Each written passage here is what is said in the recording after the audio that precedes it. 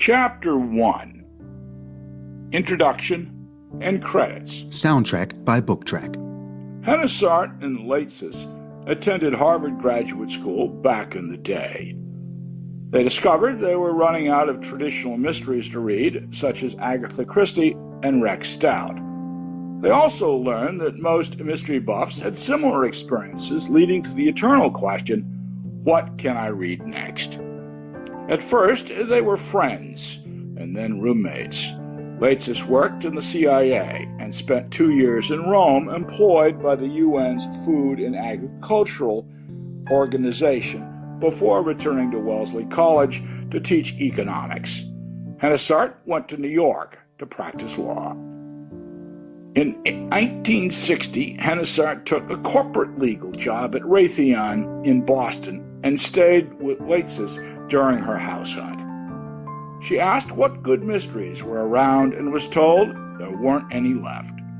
They then said, let's write one. With that, they were off and running in their lifetime entrepreneurial writing venture. This reminded me of my old friend, Alex Goodwin, now Levitch, the only man I know who has ever changed his last name, not to his wife's, bringing me the Umbroller Stroller as a business project, and I said, let's do it. We did.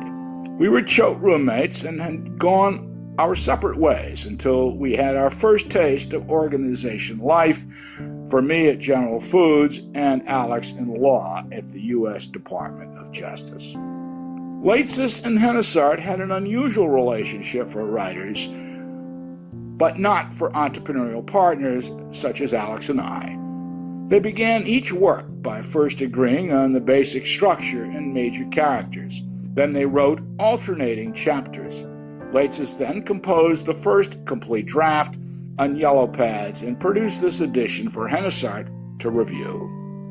Hennesart then typed out the final draft. They would then get together for a final joint rewrite, eliminating inconsistencies and synthesizing the work into a coherent whole. Unlike the tradition of a Hemingway and a Fitzgerald with an editor like Max Perkins, they jointly did their own editor work as equal partners in their enterprise. Most mystery buffs have had that moment of running out of acceptable books to read. Each of us can remember vividly the wonderful moment when we found another series to read. This can be your moment with the Emma Lathen series. I can remember the moment I learned about Sue Grafton, Thomas Perry, Dick Francis, and Emma Lathen herself. Some tap out and get off track like Patricia Cornwall, but they are often terrific while on track.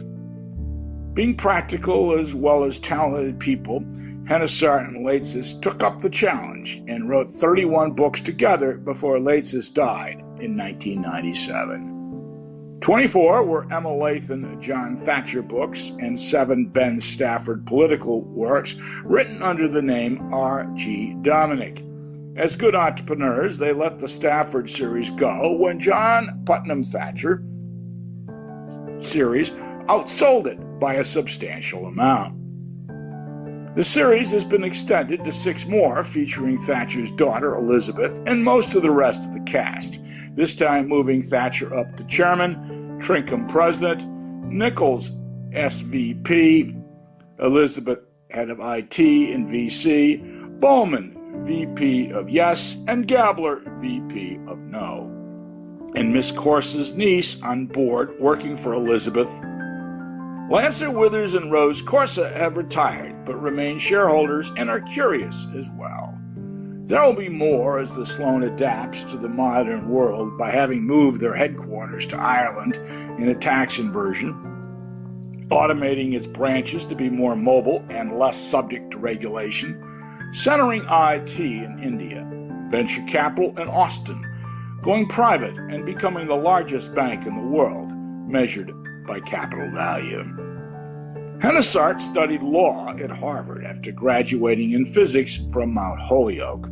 Lathes studied economics at Wellesley and Harvard, so setting their books in the business world suited both of them down to the ground.